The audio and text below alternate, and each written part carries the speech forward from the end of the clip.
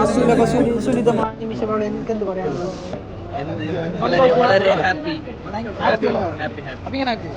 Hello guys, ഇന്ന് നമ്മുടെ ചങ്ങായിന്റെ engagement ആണ്. ആരുമല്ലേ, വാസി. പെണ്ണ് നോക്കാൻ വേണ്ടി മാത്രം ഗൾഫിൽ നിന്ന് നമ്മുടെ ചങ്ങായി. അപ്പോൾ റിസപ്ഷൻ ഉണ്ടായത് പരപ്പ ഹെറിറ്റേജിലാണ്. നമ്മളെല്ലാവരും കൂടി അങ്ങോട്ടങ്ങ് പോയി.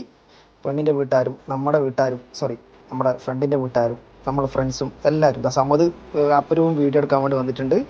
അങ്ങനെ നമ്മൾ അവനെ ഉള്ളിലേക്ക് കൊണ്ടുപോയി. നല്ലൊരു ആംബിയൻസ് ഉള്ളൊരു സ്ഥലമായിരുന്നു പരപ്പ ഹെറിറ്റേജ്. ഇവിടെ എല്ലാ ആൾക്കാരും ഫോട്ടോ എടുക്കാൻ വേണ്ടി വെയിറ്റ് ചെയ്ത് നിൽക്കുമായിരുന്നു.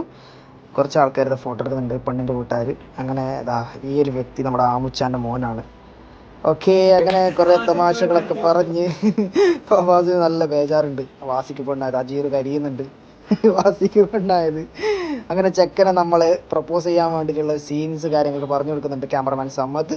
അങ്ങനെ മുട്ടുകുത്തി കൊടുക്കാനുള്ള ഒരു ചാൻസ് കൂടി കൊടുത്ത് അങ്ങനെ ഫോട്ടോഷൂട്ടൊക്കെ കഴിഞ്ഞ് പുറത്ത് നമ്മൾ അവനെ കൊണ്ടുപോകാൻ വേണ്ടി എത്തുമ്പോൾ വീണ്ടും നമ്മളെ ഒരു പ്രഹസനാണ് അജീറിൻ്റെ.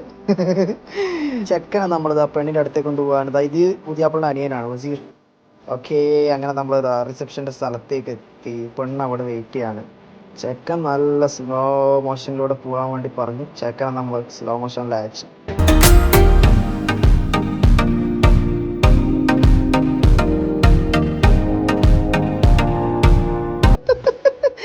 ചിന്തിക്കാൻ പോലും പറ്റുന്നില്ല, വാസിന്റെ എൻഗേജ്മെന്റ് അല്ലേ?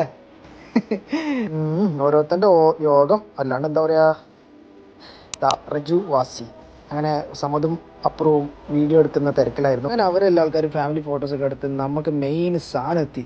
ഫുഡ്, നല്ല ഫുഡ് ഉണ്ടായിരുന്നു. മട്ടൻ്റെ, ചിക്കൻ്റെ, നല്ല വെജ്, എല്ലാ കാര്യങ്ങളും ഉണ്ടായിരുന്നു. നമ്മൾ ക്യൂ നിന്നിട്ട് ഫുഡൊക്കെ വാങ്ങി കാവ് വാങ്ങിപ്പോയി. ഫ്രണ്ട്സൊക്കെ വാങ്ങുന്നുണ്ട് ഫുഡ്. നല്ല ഫുഡായിരുന്നു, അടിപൊളി ഫുഡായിരുന്നു. ഈ സാധനം എനിക്ക് നല്ല ഇഷ്ടപ്പെട്ട ഒരു സലാഡ് ഇട്ട സാധനം. അങ്ങനെ നമ്മളെല്ലാവർക്കും ഒരുമിച്ചിരുന്ന് ഭക്ഷണമൊക്കെ കഴിച്ച് നല്ല അടിപൊളിയായി.